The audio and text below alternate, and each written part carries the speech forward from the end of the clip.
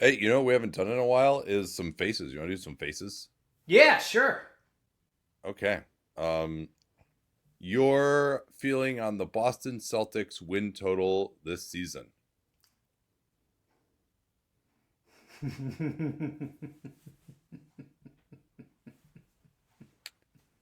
All right. Your feeling about going on vacation for a little bit before the start of the NBA season?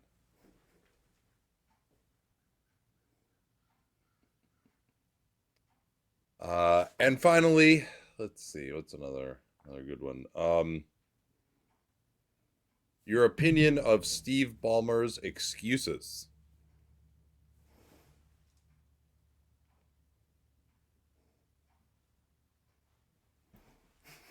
All right, I was rolling my eyes so hard I couldn't even see what you were doing. They may have rotated 360 degrees in my skull actually on that one. All right, let's get rolling here. And what we're gonna do today, you recently had a couple of columns on the Athletic about the teams you think will over or underperform in the regular season this year.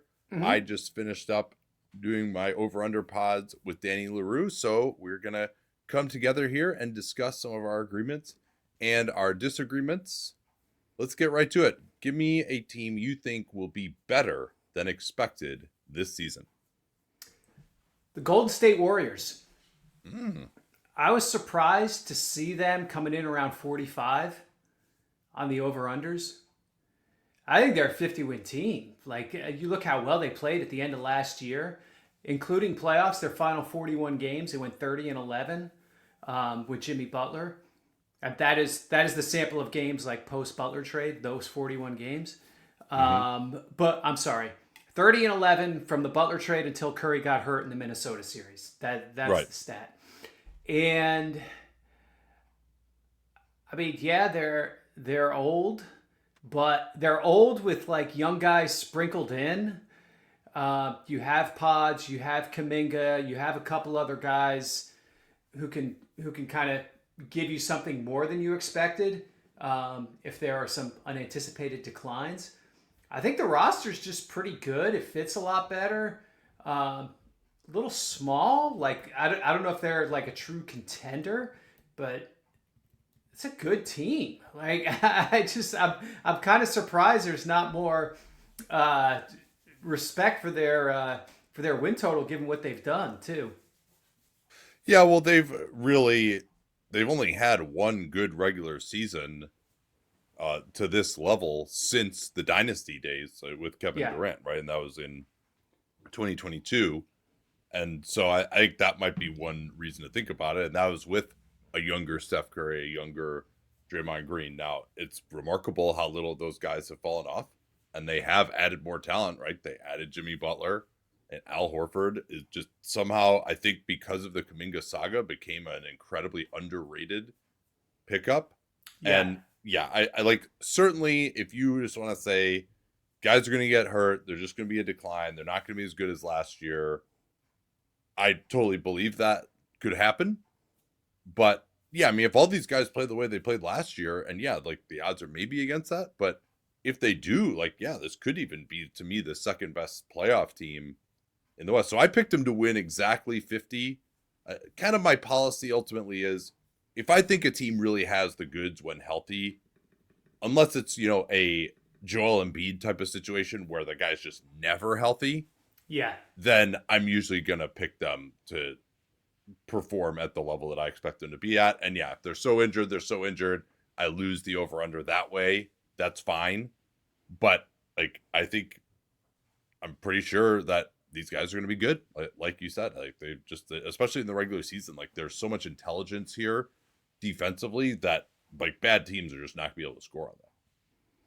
And they have an answer now for those non-Steph minutes. I mean, presuming Jimmy at least plays like 61 games, 57, like something like that. Yeah. If he plays most of them, right? They have better answers for the non-Steph minutes than they've had really since KD left. Yeah. Okay. Yeah. We're in agreement on that one. Yeah. I think uh, this is, and again, it could be the year for Curry, it could be the year for Jimmy, it could be the year for Draymond, it could be the year for Horford. Absolutely, where they totally fall off. But these guys take great care of their bodies, and I mean, maybe what you'd even say is like if there's a 1 in 4 chance for each of them, that means that one of them is just gonna be terrible, and then you're in trouble. But I think even if Draymond suffers a decline, I think they could be kind of okay. I mean, they built in Okay. some resilience there because of the Horford pickup. Yeah. Yeah. Yeah, and just like going from Kevon Looney to Al Horford, I mean, what an incredible upgrade that is. Yeah. And even some of these young guys too. Like I think they'll get more from Pajemski this year. I think they'll get more from Moody this year.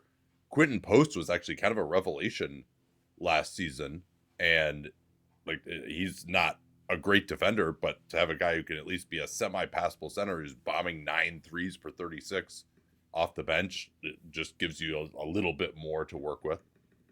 Let me ask you this. I talked about this with Slater a couple days ago. Let's say you're going to move Kuminga as matching salary. Maybe you could throw a Moody or Hield in there as well. You're willing to throw in a couple of first round picks. Yeah, What you kind of can't player? you can't aggregate. That you Right? can't aggregate? They can. Yeah, they can aggregate because they're still under the second apron. They just have to take back less. Oh, that's right. Okay. Yeah. Okay. Yeah, they'd have to take back less. Like I mean, they are obviously hard against that second apron. Yeah. But yeah, in any event, that's right. let's say you want to go get someone, and you're trading Kuminga and a couple, firsts or maybe even 2.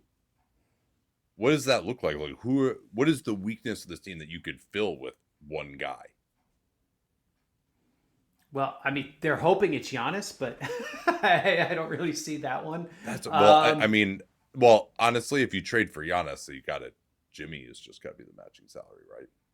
Yeah, yeah. I mean, I think like that's, you can't. I mean, that's or unrealistic. maybe on actually, I mean, levels.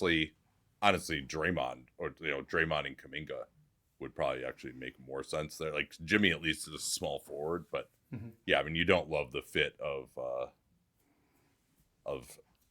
either Draymond and Giannis or Jimmy and Giannis, not to mention both. But yeah, I mean, obviously, you can get a superstar, you get a superstar. But if it's more along the lines of, here's a guy we can go get that we think is going to give us a puncher's chance against the Thunder or anybody else. Trey Murphy? Yeah, so that's the guy Slater pointed out there too. I think it's that unlikely. Still leaves. What'd you say? It's unlikely, I think, but that's one that I would have circled on my list.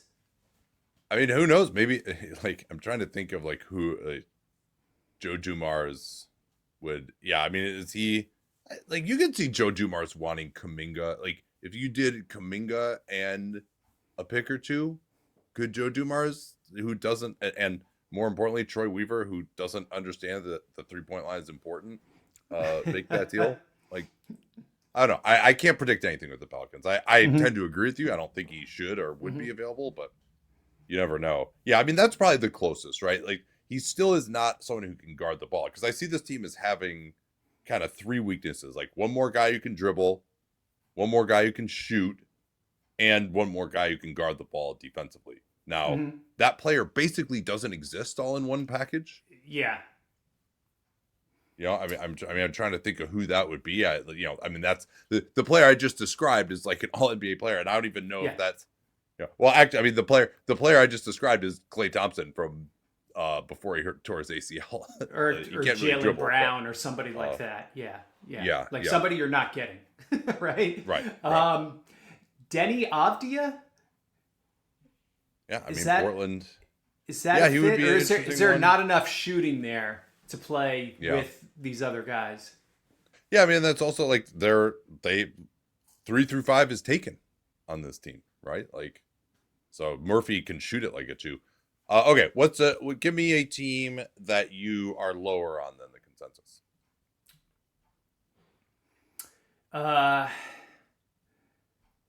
Trying to remember who my most prominent. So my most prominent under was Houston before the Van Vliet injury. I actually don't know what their number has been reset to So it's Looks hard. like 52.5 is the one that Danny pulled for us a couple days ago. Oh, that's crazy. Yeah. Yeah, yeah, Like yeah. I'm even more under than I was. wow. Okay. I mean, they won 52 last year. Why would they? I mean, they I added think Kevin Durant. Like I everyone think else should be that better. I think those initial conditions are doing a lot of lifting here. When you Yeah. look at it, their underlying stats weren't any different than any of the teams that were behind them.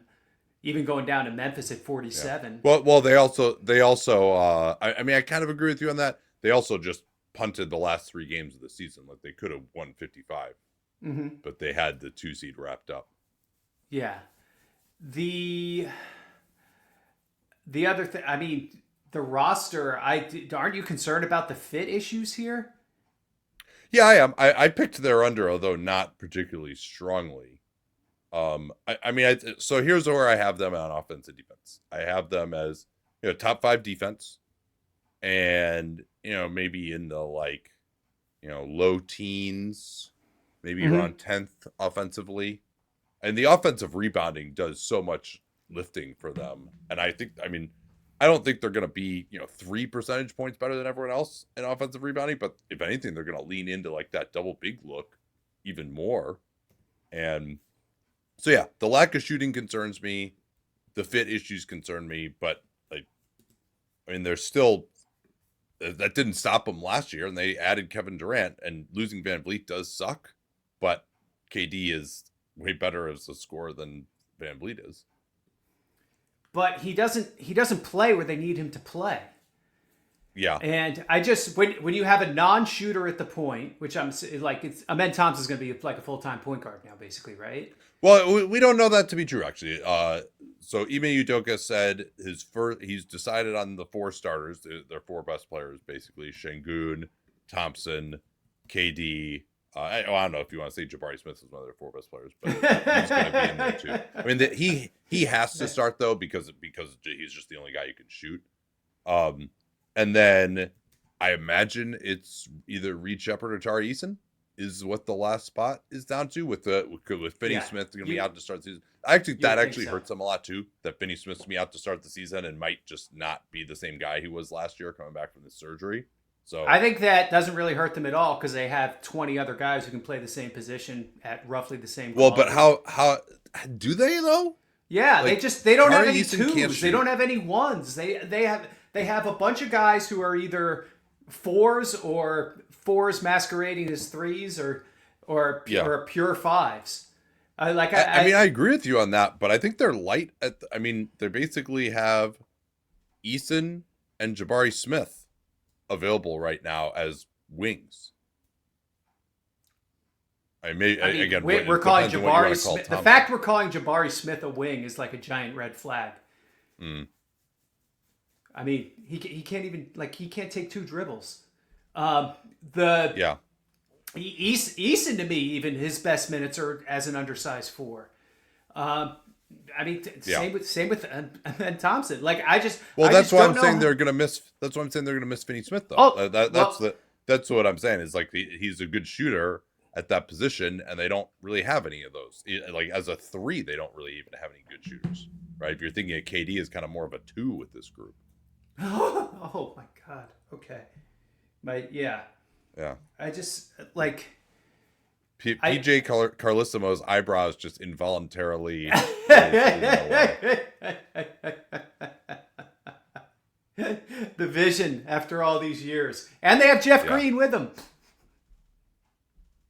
Yeah, that's true. That's right. They do. Yeah, to me, it would really help them if Reed Shepard can just emerge. I know you wrote as well about kind of players who are sort of linchpin players throughout the season. So, like, if Shepard can just play well enough to be their starting point guard and just he doesn't have to be Fred VanVleet, but if he can just stay on the floor, not foul too much, and make shots, I think actually this all starts to fit together again pretty well. If he's not ready, then I think some of these concerns you have are pretty valid. And I mean, I'm still concerned too, I should say, but yeah. Yeah, I just think like the idea of KD is doing so much lifting, and if you watched No. KD in Phoenix last year, he's still a great player, no question, but is he still one of the 15 best players in the league? Yeah, it's right on the borderline, and he needs to be set up, right? He's not as quick off the dribble as he used to be getting to the basket. So, I'm fascinated to watch this team. Whether it's Shepherd, whether they make Thompson the full-time point guard, I'm much more interested in watching this team now without Van Vliet. 100%. Yeah. So I took their under too. I'm not ready to fully say that it's not going to work. Especially, they're just going to have so much size. Like, we laughed at KD being the 2, but how are you even getting inside of 20 feet against this team if KD is the 2? They're just fucking huge. Yeah, I just think if they're going to play that way, you can run them pretty easily. Yeah, we'll see. I definitely am not super bullish on Houston, and probably less so as a playoff team. But they just have, and also this is the other thing too. The fit isn't great, but Şengün and Thompson could just be monsters this year. These guys could just be so good, it's just not even going to matter. Yeah. So the other thing, if you're going to argue in favor of Houston, is that they have the ability to do stuff in season that could be tremendous, right? They could go 20-20 in the first half of the year and then be like, okay, we're going to trade these 2 Phoenix picks and one of our secondary players and get somebody awesome. And then all of a sudden they go 32-9 after the break or something and then end up in the 50s that way. Okay, another team you believe will overperform. Overperform. The Chicago Bulls. I think they are an ordinary team that aspires to stay ordinary. And so when you set an over-under for them in the low 30s, they're going to clear that. Yeah, Danny, I think, had them as one of his best bets, or at least was talking about it. 33.5 is what we saw most recently for them. I only picked them for 35, though. I'll tell you why. I think they're really reliant on what Nikola Vucevic did last year. Nikola Vucevic had the best shooting season of his career last year, and I just don't trust that to continue. Yeah. And I also, and Billy Donovan has somehow gotten these guys to defend passively, I would say above their weight during his tenure. But they could be a bottom 5 defense, and I'm also not sure that they're above the bottom 10 in offense. So I think they're going to be trying, they'll get there, but I'm just, especially if Vucevic falls off, Josh Giddey, I just don't expect to. I think he'll be okay, but I don't think he's going to repeat what he did for the last 2 months last year. So like I said, it was kind of funny when Danny and I talked about them. I spent the whole time shitting on them, and then I was like, yeah, it's an over 35 wins, but it's not. I don't think they're going to get to 39 and set a record by being within 1 win for 4 consecutive years. Oh, I totally think they're going to do that. I think that's exactly. I hope they do. I will be so excited. I will go a step further and say they will play Miami in the play-in tournament for the 4th straight season.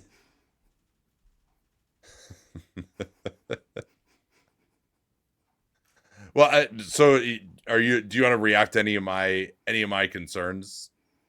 I think they have some upside possibilities when you look at Buzelis, when you look at reanimating Kevin Huerter, when you look at Okoro from Cleveland, who didn't fit in Cleveland, but I think has a better chance to fit. They do have more actual players than they've had in the past. Yeah.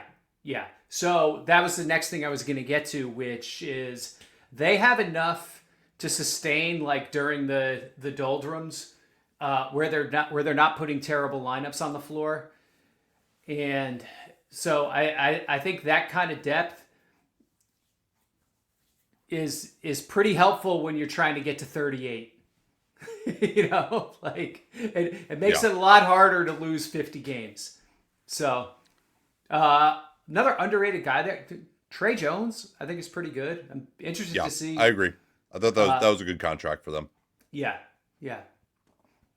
So 100% with you on the Vooch thing. Center is a glaring weakness there. They just have Jalen Smith and Zach Collins behind Vooch.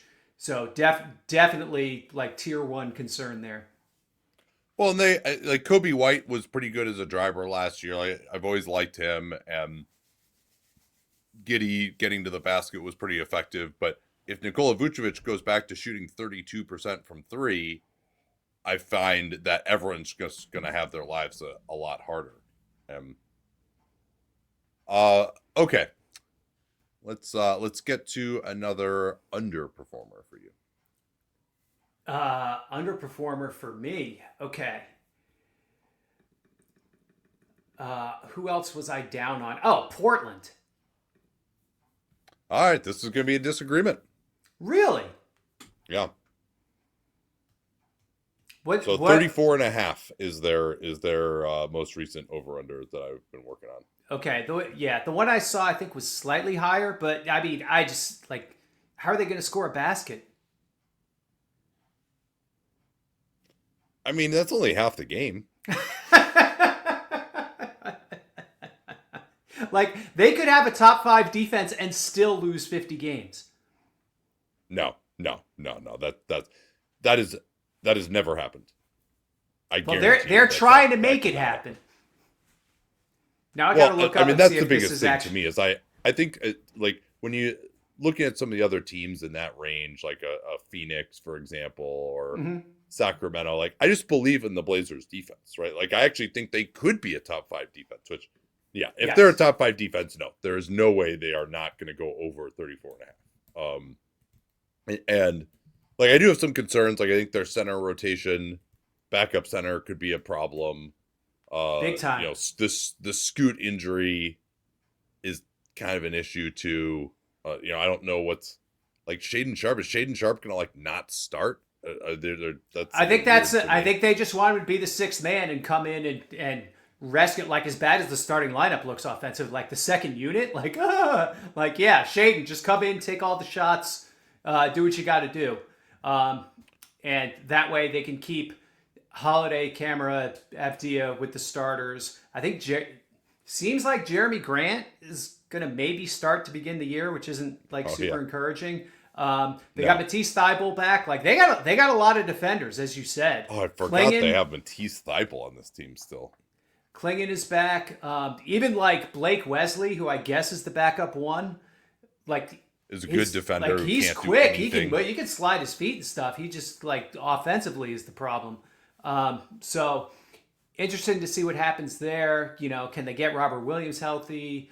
Now the other factor here is, I mean, they're talking about kind of being in on winning and made some moves in that direction, certainly. But when they get smacked in the face by reality in the West this year a little bit, like are they going to end up pivoting to something different at the trade deadline, or to something slightly different at least, where like you're trading Robert Williams or Thybulle on expiring deals, or you're trading one of Holiday or Grant. I presume they can't trade, but you know, something like that. If they get overwhelmed by an offer for Avdia, would they look at that? It's at least worth asking. But yeah, I think they have an identity that they're trying to build. They know what they are, definitely. Like they know they're just gonna defend like crazy and try to push the ball as much as possible so they don't have to play in half court, because they know their half court's going to be a disaster. I just don't know how they do need someone to dribble though. They don't have they have no capacity to play fast. That's like the glaring red flag, especially if Henderson isn't in the lineup. Yeah, and they're also like a pretty terrible passing team as well. Like I have these guys as, you know, mid-20s on offense for sure. You know, and like Klingon really struggles to roll to the basket and finish. Like he'll at least get some offensive rebounds. You know, maybe they'll kind of lean into more of this bully ball approach that's been some teams have been using. But yeah, I ultimately they're going to be trying. They don't have all these veterans to not try. And, you know, like you talked about reality, like you just, like they took a step forward last year, right? Like they just, and they'll blame it on the injuries or whatever. Like it's really hard for me to see them just like shutting guys down early enough for it to matter. So, I think these guys would be a top 10 defense. Like, it's really hard for me to imagine them being a top 10 defense and not winning 35 games. It wasn't one of my best bets, but Okay. that's an interesting disagreement. I certainly understand your trepidation, and I won't be tuning in to watch their offense. They'll be a tape over one side of the TV type of team, but yeah. Or maybe I could just get like a custom slider, just that would like go from one side of the TV to the other. So when they switch sides in the second half, I just go like this. Just automatically blacks it out. Yeah. I'm gonna call my my neighborhood handyman and see if he can help me out there. Okay, you want me to do one here? Yeah, please. Okay. The Memphis Grizzlies way over 40.5. Really? Yeah, why are they going to be so much worse than last year? Because they traded Desmond Bain. I don't think. And they have no bigs I talked about this to start the season with our. Yeah, I talked about this with our mutual friend Chris Harrington a couple days ago. Like, and he kind of agreed with me that Bain actually wasn't like that important to them in the regular season last year. I sort of agree with that. Like he didn't have a great year. So as far as that goes, like I see what he's saying, but like you can't just replace him with KCP and be like, and away we go, like everything's fine. They also got Ty Jerome, who was like a regular season monster last year. Can't believe, you're not agreeing with me after they got Ty Jerome. I know. This is terrible. Well, they traded Jay Huff though. Yeah, that was So now Thomas Isolo is someone that I'm a believer in as well. I think he's going to do a good job for them. Taylor Jenkins did a good job too. Isolo could do a good job and not do as good a regular season job as Taylor Jenkins. I do think they'll get a little bit more out of Ja this year as well. Chris was saying that Jaren should be back close to the start of the regular season.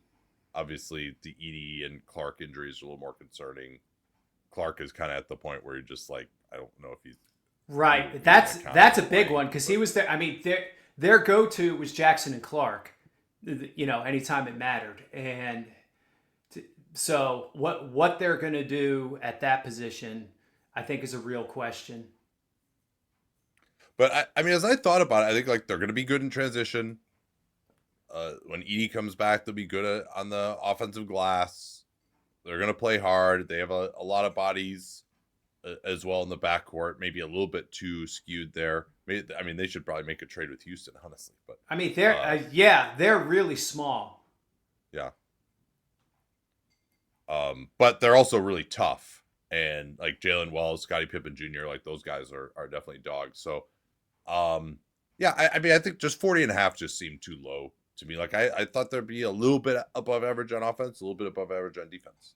So I picked them for 45 wins and 4.5. Okay. So usually pretty big. Yeah. For me. Yeah. But you think they're going to be like a 500 team? Yeah. Mm-hmm. Okay. Yeah. I think they just have too much talent to be a 500 team. I just like these players. One of the things too, like Ja is definitely going to miss time. And like Pippen was good. But they're totally fine. They're totally fine when he misses time though. Like they got Jerome and they got Pippen. So, and they were actually pretty good when he missed time last year. And I think they've been a little too fine when he misses time. Honestly, but well, and the other thing too is that you talked about this with PJ Hall, but they always seem to get a couple of guys that you don't expect who are all of a sudden really good. So we'll see if there's someone like that who can emerge for them. And I also think that just Jaren is a really, really good player. Like when he's on the floor defensively, the last few years, like when they've had a real team, like they've been awesome. So, and hopefully he can play a few more minutes when he's not getting Jenkins when he gets his second foul and sit out the entire first half. Or sit out the entire fourth after he gets his fifth foul. That one was pretty amazing. Okay, another one for you. You take your pick. Over or under, whichever. Under on Indiana. I just thought their outlook was way too optimistic. 38.5 was the most recent number for them. Yeah, I think that think they're going to have a really hard time getting there. I agree with you because I think people are thinking about Halliburton, but also the loss of Miles Turner. Like they had a negative net rating when Halliburton was off the floor last year, and asking Pascal Siakam now at age 32 to move back into a primary role is pretty tough. I mean, maybe Andrew Nemhard can save them, but Rick Carlisle made a good point that if he's their primary ball handler, asking him to guard the ball all game is going to be a little bit difficult. You know, I think they could just kind of run out of bodies for like this crazy way that they want to play as well. Like offensively, I don't know how they're as good in transition unless it's during the McConnell minutes. So I agree with you also because like, tell me what you think of this. That they historically haven't tanked, but because they made the finals last year and they know Tyrese isn't coming back this year, that they might be a little bit more okay with doing that. It's a soft tank. Yeah. I totally, because it's not like you know that there's hope next year. Like you've sniffed something higher. It's like really like we're gonna run Pascal into the ground. It's actually kind of the same thinking with Boston. Honestly, why if they're under 2. Yeah, so like, I was actually going to mention these guys in tandem because I'm also under on Boston for the same reason. Like why they're not going to sprint through the tape. Like I'm sorry. Like that's not going to be what they're going to do. If they're 34 and 46 with 2 games left in the season, like how much do they really care about getting in the play-in tournament? Like I don't know. Like it's a gap year. It's what it is, right? Yeah. Yeah, and in contrast to Portland, right? Like you talked about reality hitting them in the face. Yeah, when they're 3 games under 500 in January, it's like, okay, no, we are going to sit Jaylen Brown tonight. We are going to sit Derek White tonight. Yeah. Like let's make sure that these guys are actually going to be part of our group when it matters. And oh, by the way, we'll get ourselves a nice draft pick too. Yeah. The only thing that I could see changing Indiana's outlook is if they end up trading for next year's center this year. Yeah. Because that center situation looks awful right now. But if they come up with a legit Turner replacement out of their assets and depth pieces and whatever, then all of a sudden the 5-man unit they put on the floor to begin games starts looking a lot more viable. It's pretty hilarious how bad the center situation is on some teams.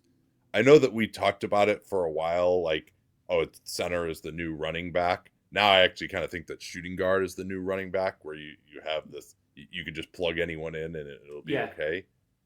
But in Boston, Charlotte, Indiana, these teams don't even have Pelicans.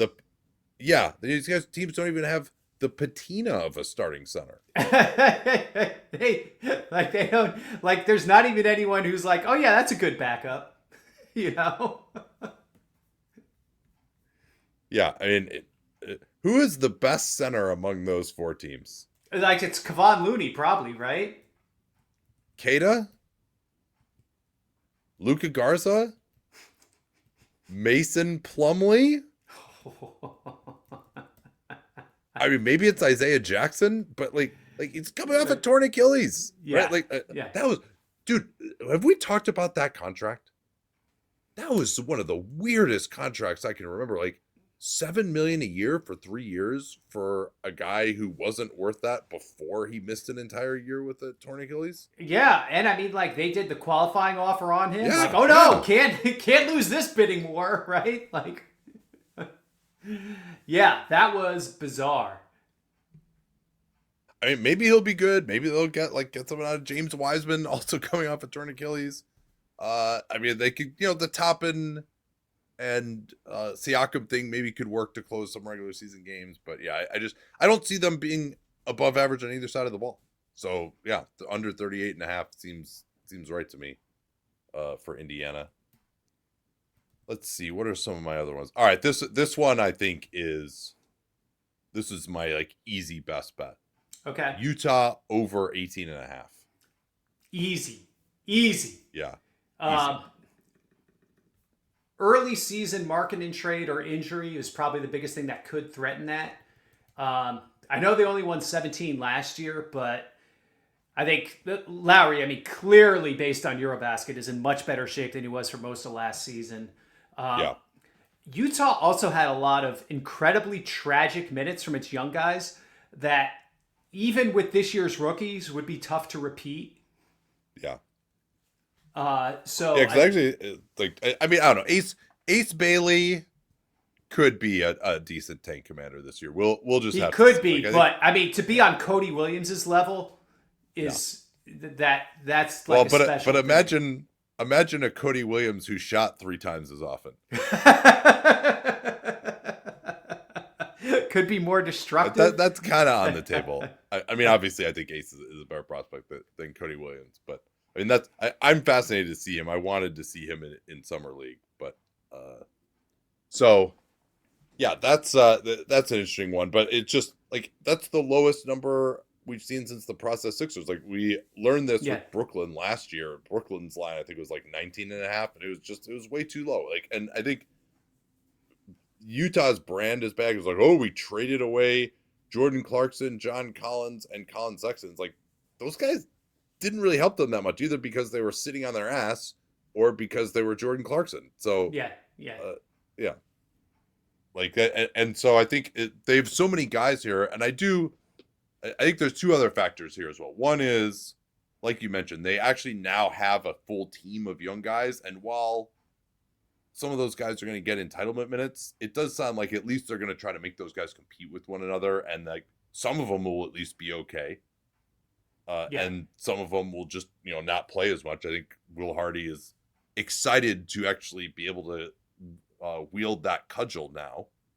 And that's kind of what Austin Ainge was saying too, that I like what he did in totally getting rid of these vets to be like, yeah, like we don't have that great of players. We do have to keep our pick, but we at least can like let these young guys compete and be like semi. I mean, 18.5 is just a crazy low number. I know it was 15 last year. And then the second thing is I just don't think the bottom of the league is going to be just this insane tank fest like it was last year.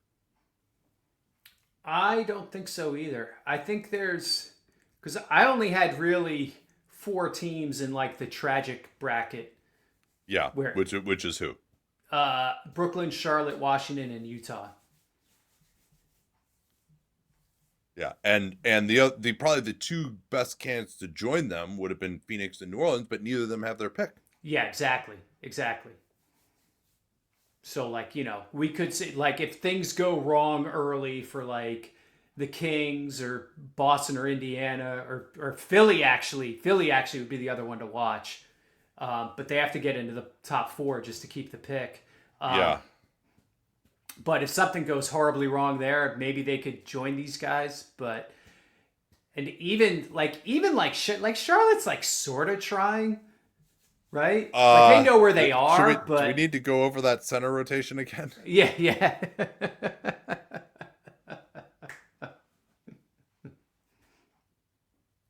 Yeah, and like they're going to be a bottom 3 defense, Charlotte. For it seems. Yeah. I'm not going to say for sure. Obviously none of this is for sure, but as sure as I can be at this point. There is an under that among the bad teams we have to discuss. I was shocked how high Washington's was. What did you have for them? 21.5 was the most recent that I've seen. I mean, they had the 3rd worst point differential of all time last season. And that's not that long, really.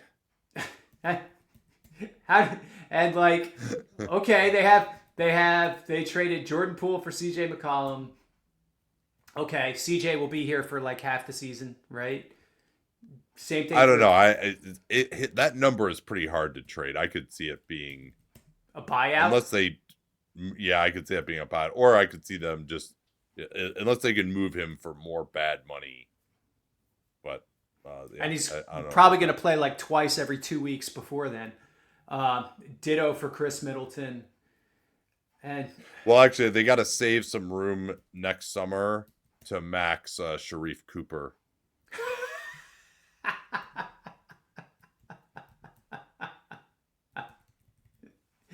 Got to keep working that angle for all it's worth. Can I ask you about that briefly? I mean, especially knowing that Michael Winger came from the Clippers, and he's someone whose work I really respect. I think he's doing a good job in Washington. But does it raise your eyebrows a little bit to see like clearly now it would seem that Omar Cooper is trying to get Ace Bailey to Washington, Mm-hmm. and it would seem like there is a Washington as part of that agreed that they're going to sign Sharif Cooper to a two-way who is not on any planet deserving of being on a two-way. Omar Cooper, of course, is not Ace Bailey's agent anymore. Like, what do you think of that, though? It's kind of definitely rubs me the wrong way. Yeah, I mean, so before I went to the Clippers, Winger came from Oklahoma City. Oklahoma Yeah, City has had a tradition of, especially in that era, of doing what? Making their draft pick months before the draft. Um, yeah, you know, hiding Poku for 2 months, promising Mitch McGarry like eons before the draft. Multiple other cases of that. And so yeah. So you wonder if that's obviously what went on here. That they tried to finagle a way to get Ace down to them if they didn't get high enough in the lottery, and that it didn't quite work out. Um, well, especially because like I mean, maybe more from Cooper's standpoint even than from Washington's, where it's like really it's just so was it that happens that important the to get your best, guy to yeah, Washington at 6, right? like as Like, opposed to Utah, like why is yeah. but it is interesting to me that we've had two drafts in a row now where all of a sudden like guys like really want to be drafted by the Washington Wizards. Like why is that? Oh, with the Alex Sarr draft too. Yeah. Yeah. Yeah, Czar like wouldn't even really work out for Atlanta. I don't know if Atlanta wanted him either, but it may have been a mutual decision.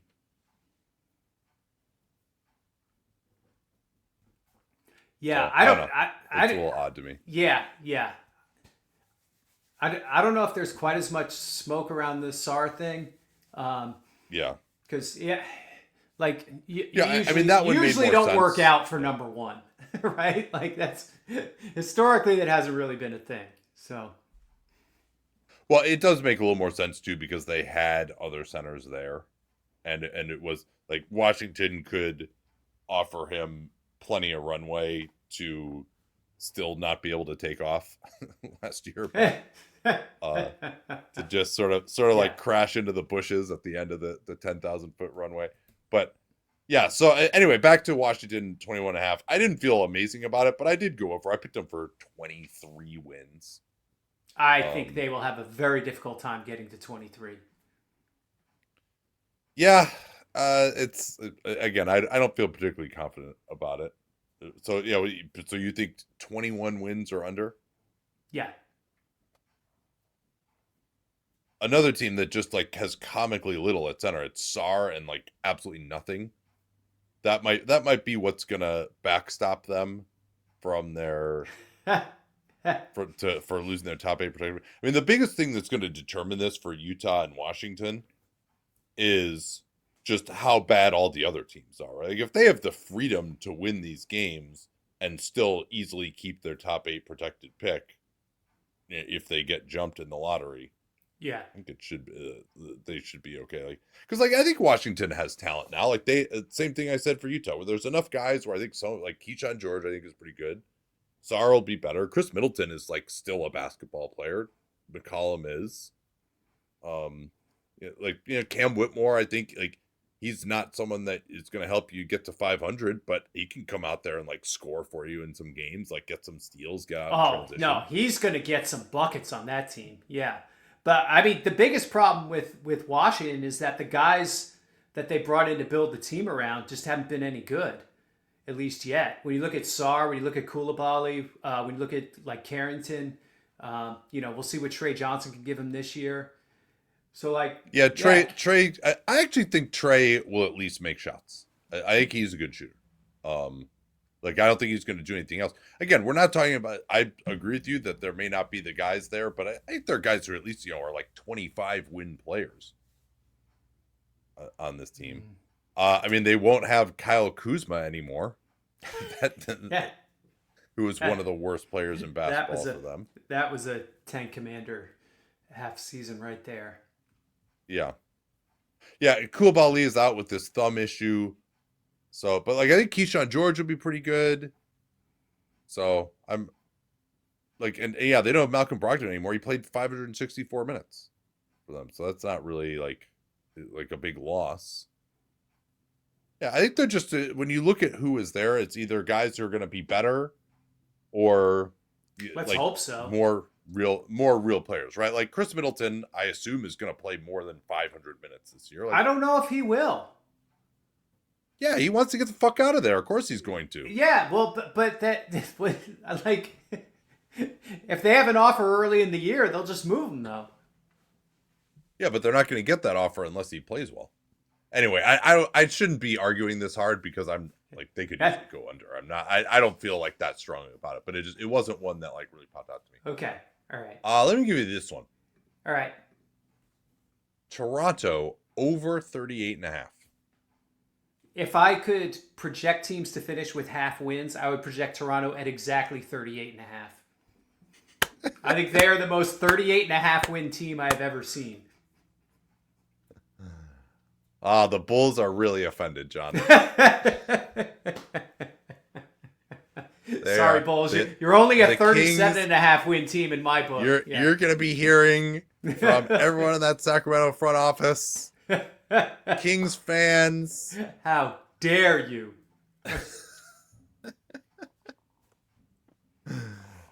Well, let me make my case. I guess you don't agree, but I just think they have a lot of talent on this team. And yeah, they are not a team that's going to win high 40s, but they just like, I mean, to me, they have a talented starting five in a weak conference. Yes. Yeah, and I think, if Quickly goes down, if Brandon Ingram gets hurt, and if those guys miss half the year, has that ever happened? Brandon Ingram would have only missed half the year last year if they hadn't just decided to not play him when he got there. So I think with them, there's too much talent on this team for like they've got like Scotty Barnes is like a near all-star level player. Brandon Ingram is a near all-star level player. And, I don't know if you listen to my show with Jerry Engelman, but he has this idea of the quagmire player, which is basically a guy that you're paying to get to 500. And that's just like, you don't want to be in the middle. So you don't want to pay Brandon Ingram $40 million. You want to either suck and get someone better than Brandon Ingram or have a better player than him that you're paying $40 or $45 million. But like that's we're not talking about them winning a championship. We're just talking about them winning 39 games. And I think they're more talented than a lot of these other East, and especially if you're thinking about Boston being worse, Indiana being worse. Like I think Toronto is going to have a better record than Indiana and Boston, for example. Yeah, I have Toronto finishing ahead of those teams. I think it's a talented starting five that does not fit well. Not a very good bench. If they could trade Barrett for somebody who fit the other guys better, I would probably feel better about the overall kind of package there in Toronto. But yeah, maybe if you could trade him for like a more conventional 2. Yeah, I think exactly. You would feel better. Exactly.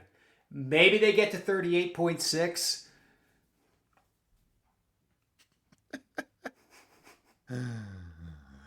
Well, yeah, that meshes perfectly with the way Darko Rajakovic used his. Actually, it would be 38.8 probably, because that's about like Darko Rajakovic would take all his starters out with like 10 minutes left in the fourth quarter once they got to their minutes limit. So he seemed to think that only winning 0.8 of the game was the idea. As of course as they were tanking, I say that tongue in cheek. Yeah. All right, you got any other ones that stick out to you? Well, do you have you mentioned Toronto as your over? You got any other big overs? No, those are my 3: Memphis, Toronto, and Utah. And we talked about Golden State too. Those are probably the 3 that I have projected for the biggest over relative to their over under. Okay, so another big over for me was the Clippers. 48.5. Yeah, I mean, with that bench now, are you kidding me? Hold on. They paid Kawhi even more than $48.5 million from aspiration. Is that what you're saying? Is that the over you're talking about? I mean, the biggest threat to this over is if the contract gets voided, right? But There's no way that's going to happen in season. I think that would be shocking. I don't think they're even going to be done fast enough, right? They got to do the investigation, then they got to do the arbitration, then the arbitrator has to decide. Then if the arbitrator does decide there's been circumvention, then Adam Silver has to decide on the punishment. Yeah, you can't void the contract like in February and like just cause mayhem for the whole playoffs and everything. I agree with that. Yeah. That's going to have to be stage managed a little. That second unit, Chris Paul, Chris Dunn, Bogdan Bogdanovic, Derek Jones Jr., Brooke Lopez. Second unit with Nick Batum and as your 11th guy. I mean, that is crazy depth. Yeah, I mean, I think they're probably gonna be a top 5 defense, and like I'm a little concerned that Beal is one of these stealth offseason surgery guys. But I think if you just look at what they've been, and Kawhi is actually starting the season healthy. I know the brand is not too good right now, but yeah. Even last year when he was limited for half the time that he played, they were dominant when he's out there. They've been dominant when he's been out there in the regular season. They've been dominant for basically every second that he's played. So, I mean, I pencil him in for 50, 55 games, and they like James Harden's not going to get hurt. Like he can kind of just run the offense in his sleep at this point. Zubats is not going to be any worse. Like they're going to have now 48 minutes of pretty nasty rim protection. So even if some of these old dudes fall off, I'm not like so far over on them, but I would pick their over. Okay. Actually, my only other significant over is probably Cleveland. I have them for 59 and they're at 56.5. I think I am in exact agreement with you. Yes. It wasn't quite enough of a differential. You know who I was over on actually was Oklahoma City's was like 62 or something. Yeah, Danny and I picked under because 62.5 is just such a big line.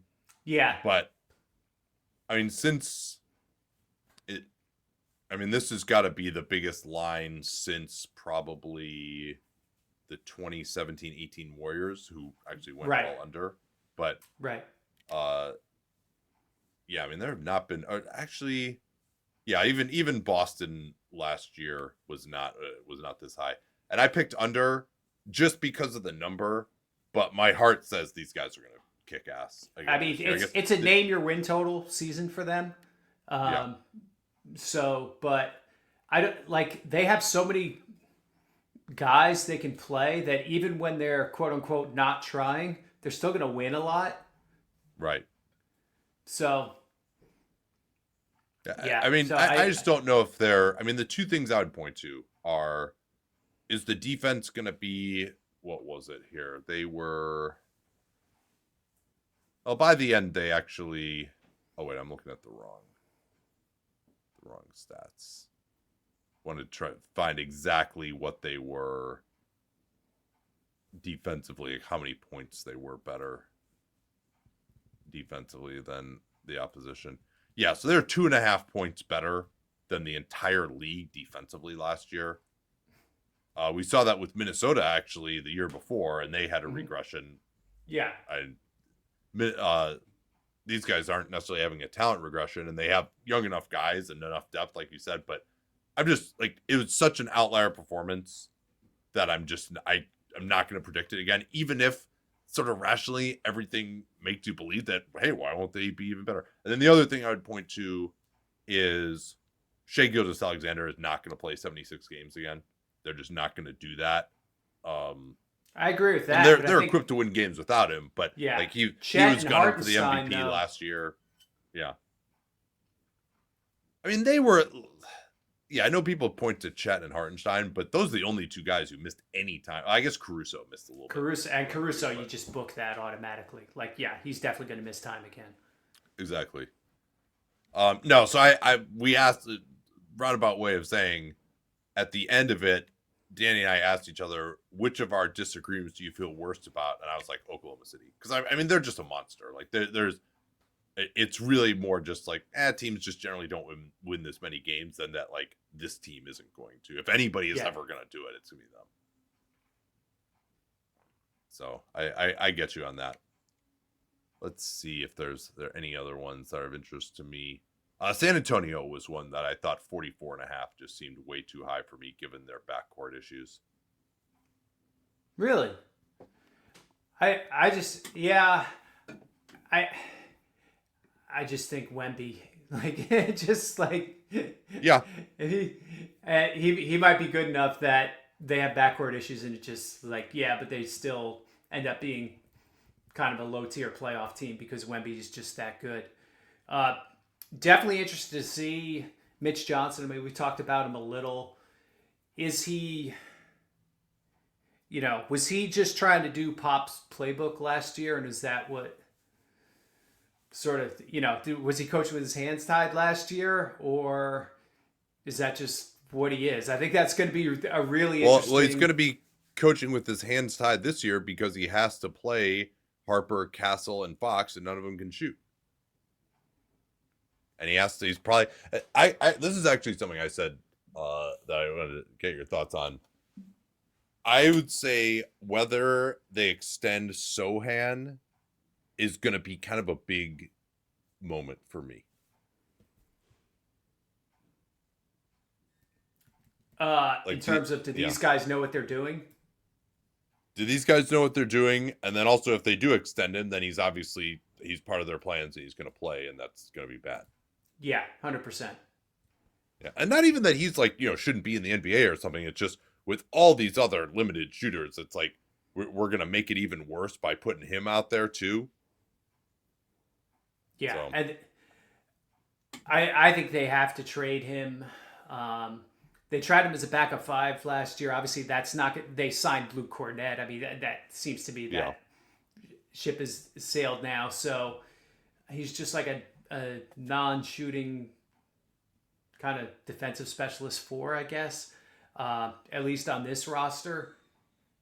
Yeah, to me, you have to either trade him or play out the season and then see if there's a sign and trade or something next summer. But yeah, committing money to him at this point, that would definitely be a mistake. But you're over on them just because of Wembanyama? I'm like very, very slightly, like not over enough to like make it a thing in my over-unders, but if I had to choose one way or the other, I would say more likely they beat it by a win or two than fall short by a win or two, just because of Victor. Yeah, I mean, I have a ton of respect for what he was. I mean, he was on my MVP ballot, I think, the first, until he got hurt essentially last year. But I mean, they're just, especially because they just have all these backcourt guys, they have to play them.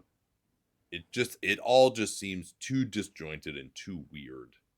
And if they do it, it's going to be because Victor is just so fucking good on defense that they're like top 5 defensively when he's out there. And they were kind of close to that last year.